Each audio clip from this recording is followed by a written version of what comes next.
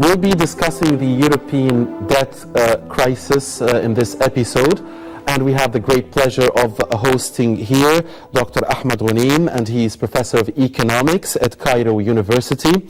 Dr. Ghanim, thank you for being here. And also Mr. Osama Mourad, and he's a CEO of a leading financial company here in Egypt. Thank you very much, Mr. Mourad. Dear viewers, we'll be taking a short break and come back to our distinguished panel and start our discussion. Stay with us.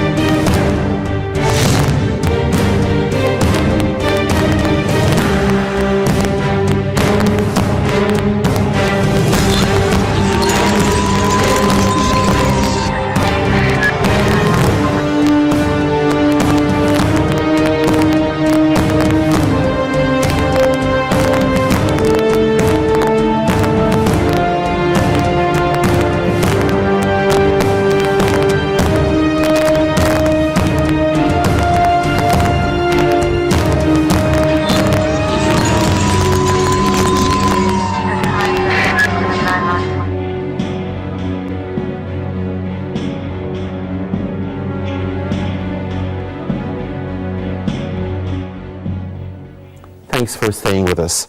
Mr. Mourad, were you surprised by the news that came out from Ireland recently and the speed that the Irish problem got? And we heard like allied Irish banks saying they lost $18 billion or 17% of total deposits since June. I mean, since the last 5 months. Were you surprised? No, not at all. This was expected. Then we have not dealt with the crisis. We have not dealt structurally with the problem. We've dealt only with some of the symptoms. Have injected money through the European Emergency Stability Fund and keep on injecting more money. But structurally, especially Ireland, didn't do anything new. And if you don't do anything new, those injections deal as stimulants or have a delay effect on the problems, and the problems keep arising. And to keep the deposits or increase them, you need the trust. To regain trust, additional trust, you need to do better than just do what's right. You need to do what's even better for the future to attract other funds, because money moves easily around the world and there is no need to keep it in Irish banks if people fear any scenario. Right. Dr. Ghanim, were you surprised by what happened in Ireland? Well, actually, no. And just adding to what Mr. Mourad said, there are two dimensions of the problem and why it's not dealt with adequately. Number one is that the actions, as it has been said, become too late, too little. Too late because the market has already surpassed in another stage, and too little to solve the main problem. And that's because of the decision making in the European Union and how the different governments, the 17 different governments, or the 16 now of the Eurozone, not the European Union, interact to take a decision, the different conflicts or the different interests of the different countries, the different stages of, and this is a structural problem, not only in Ireland, but in the whole decision machinery of the European Union, and in addition to the different economic status of the countries. How was this Irish crisis different from the Greek crisis, for instance, in your view, Dr. Ghanim? Which one of them is more dangerous? Are they more or less the same type, or are there big differences between the Greek crisis and the Irish crisis? There are definitely a lot of similarities, but the main striking difference is that more or less the Greek had to do with a governmental issue in terms of how to keep the statistics right in line with the European Union, whereas the Irish had a problem mainly with how the banks operated and the regulatory system governing the Irish banks, and how they were more involved not in financing economic growth, but in more risky business, and no stress tests have been taken to assure what they're doing is right or not. Right. By the way, Dr. Ghanem, there is talk about future stress tests in Europe again, after the previous ones a few months back, and of course the famous ones in America a year ago. Mr. Mourad, how is the Greek and Irish crises different from each other? I agree with Dr. Ghanem fully. The only other aspect might be political. Greece is counted as full European. The European Union and Germany in particular assumes the responsibility and stands fully behind it, while the Irish is a shared responsibility between Europe and the UK, which in itself has its own problems. So that makes the Irish problem maybe a little bit more difficult or complex. And as Dr. Ghanem said, Greece does not have a structural problem in the economy or in the banking sector.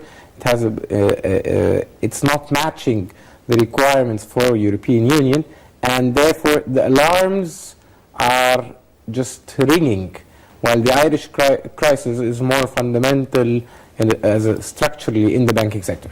Right. Mr. Mourad, how do you view the European response so far to both the Greek and the Irish crises? I mean, we've had different stances, but mainly the big three, Germany, France, and the UK, and specifically Germany, are trying to take a tough line and are trying, but they are supporting at the same time. They are giving out money, but they are saying that, you know, you can't get away with it next time, and big restrictions will be in place next time around. How do you assess the European reaction? First of all, we have to acknowledge that the Europeans learned from the Americans, that regardless if they like it or not, they will back it up. So it's better they back up fast, and as Dr. Ghanem said in the beginning, powerful. You have to be powerful. And this is why they're taking a full stance, and every time a European problem arises, in maximum a week or 10 days, you have full support, because they know the price will be much higher if they wait for one issue. The other issue, there is a mix of politics and economy here. Long term, it is in the benefit of the European Union to keep everybody stable. But all the governments spending money, specifically Germany and France, go back to their constituents, who then become again nationalistic and said, why should we spend money on those Greek, Spanish, Portuguese people who are working less, enjoying the sun and good time? We're working hard, and now we have to pay for the problems they create. So that's the political aspect. The third aspect is leadership, as always. Who leads the European Union? And again, the German role is very eminent in here, and Germany always tries to balance between its natural tendency to lead and its obligatory role it has taken since World War II of trying not to be high profile or assume leadership position, not to get the worries of the rest of the world out. Right, but I'm not sure if they were able to do so, though, in the previous period, because it seems their success has made them direct strong words even at the Americans. I mean, the Germans were even trying to teach the Americans lessons. We've heard it from the German finance minister a number of times, saying that what, for instance, Bernanke is doing in the bond buying program is wrong. So it seems the nationalistic tendency you talked about, Mr. Mourad, is working there in Germany. Before we take a break, let's get Dr. Ghanem's view on the European reaction. How do you assess the European reaction? Let's take it this way. The Europeans, some of the countries are not happy, and definitely Germany is not happy to help Greece out of this crisis. But why it is doing so? And why the decision is to help? Simply because if Germany does not help Greece, then the other option we have, which Germany doesn't want, is to give more of its power, more of its sovereignty in terms of finance and issues like that to the European Central Bank. So that's why they're in a very strange position, which means that the system works through the European Council, where there is a majority of votes and countries decide whether should we help or not. And in the end, they decide to help because, as Mr. Mourad said, they have to. But otherwise, the long sustainable option is to give more of this power to the European Commission, where here the decision will not be for Germany, but will be in the European Commission directly by setting rules and regulations on that issues. And that's the paradox of leaving power or giving it part to the European Commission. All right. Dear viewers, we'll be taking a short break here and come back and continue to discuss the European debt crisis on Money Means Business. Don't go away.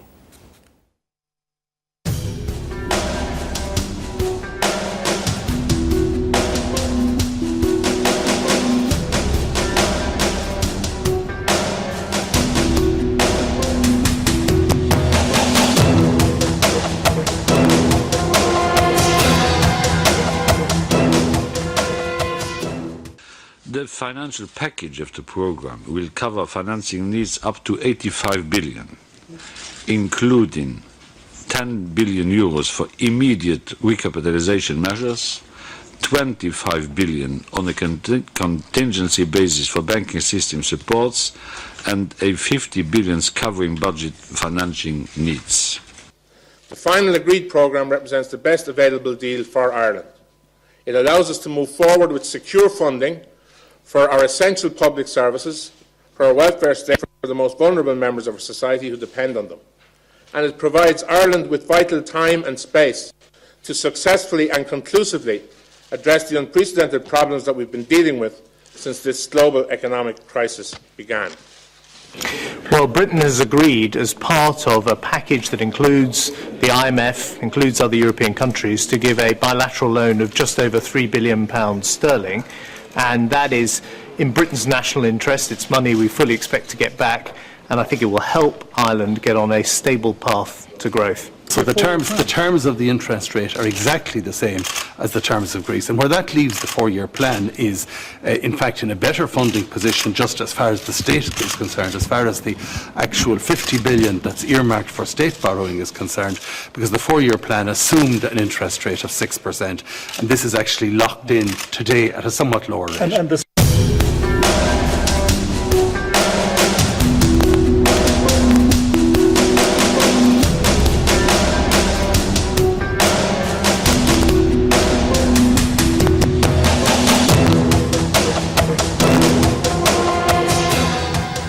Heard some European reactions there on the current debt crisis. Back here in the studio with our distinguished panel, Dr. Ahmed Ghanim, Professor of Economics at Cairo University, and Mr. Osama Mourad, CEO of a leading financial institution here in Egypt. Mr. Mourad, Germany has vowed that the euro will stay, and it seems there were skeptics along the way, especially after the Greek story and now after the unveiling of what's happening in Ireland, and who knows could be next. There is fear about the very existence of the euro itself. But here come the Germans with a very strong vow and a confident promise. Do you think the euro will be at all at risk? No, I doubt. Regardless of what people say, I'm very confident that the Europeans will back the euro. The euro has managed to create lots of enemies among its competitor currencies. First of all, it's a partial threat to the US dollar. The Chinese are considering yes, the euro or not. But till now, because of this skepticism, the amount of euros held as reserve is minimal. So there can be there is no downward pressure on the importance of the euro. European countries have taken all the pain of getting the euro together, of the richer paying the money and the poorer adjusting to the fiscal and financial norms. So the pain is over. They are now benefiting from the strength of the euro or the weakness in exporting and the benefits of cross-country, inter-country trading in the European Union, which is beneficial for most of the countries now that they have adjusted. Let's say 70% of the pain has been taken. People in the poorer countries, unfortunately, prices have risen as per the euro, but since this is now 4 or 5 years down the road, they have adjusted, and I doubt they will let that go. All right. Dr. Ghanem, your view on the future of the euro itself? I tend to and like... it seems the words from Germany are the only ones that give markets confidence usually. Well, actually, I tend to disagree a little bit with what Mr. Mourad said, in the sense of euro is at a risk. Yes, it is at a risk. Not to disappear, but the way the currency is moving forward has a lot of problems, simply because, again, the decision regarding the euro is not in a central one country. It is divided among 17, or as we said, 16 countries of the Eurozone. And they have different interests. They have different unemployment rates. They have different economic status. So this gives a lot of instability to the currency. Now, the Europeans have done a lot of effort in terms of controlling or managing the fiscal policy through what is called the Stability Pact, the Growth and Stability Pact. Now, this seems not to be enough. And the criteria set in the Growth and Stability Pact have been all the time not respected. The latest was Greece. Among the issues, just to tell the people here how it works, it says that the budget deficit should not exceed 3% of the gross domestic product. Now we're having Greece, who already is 13% in budget deficit. Now this is a whole room for not applying the rules on how to keep the euro going. Simply, they have a problem with the sanctions they put on the countries if they did not abide by the Stability Pact. And again, the sanctions are not the right sanctions. So there is, let's say, a state of flux where the countries in Europe are just reorganizing themselves and thinking of creating something a la the IMF for Europe. And this is, again, is going to take time till everything becomes stable. But it's not going to disappear, definitely. Dr. Ghanem, that brings us perhaps to the next question here. I wanted to ask you, why do you think Ireland seemed to be late or hesitant in asking for assistance? I mean, before Ireland finally started into the bailout talks with the EU and the IMF, there were reports for days and maybe for weeks as well but Ireland insisted it doesn't need help. And it's, a bit of a different scenario, but also some similarities happened with Greece. There was always this hesitance and this denial. So why? Why? Because countries, the governments in those countries know if they go to the IMF, then it will be a hell of time for them in terms of measures they have to apply. So they want to take every type of measure in terms of selling bonds, in terms of increasing interest rates, in terms of all the type of measures that can help them not to go to the IMF and accept the difficult measures it's going to impose on them. And definitely in this case it's not only the IMF, but as well the European countries, once they agree to lend them money. They know that it will be very difficult from a political point of view, that their populations will not accept the decisions that they will take. And we've seen this in Greece, what happened after they decided to take some measures. That's the reason. Mr. Mourad, would you like to add something on that? No, I totally agree. It's political, restrictive, and not sellable to the constituents, and that's what's... So it's the last option. It's always the last option. Last resort. All right.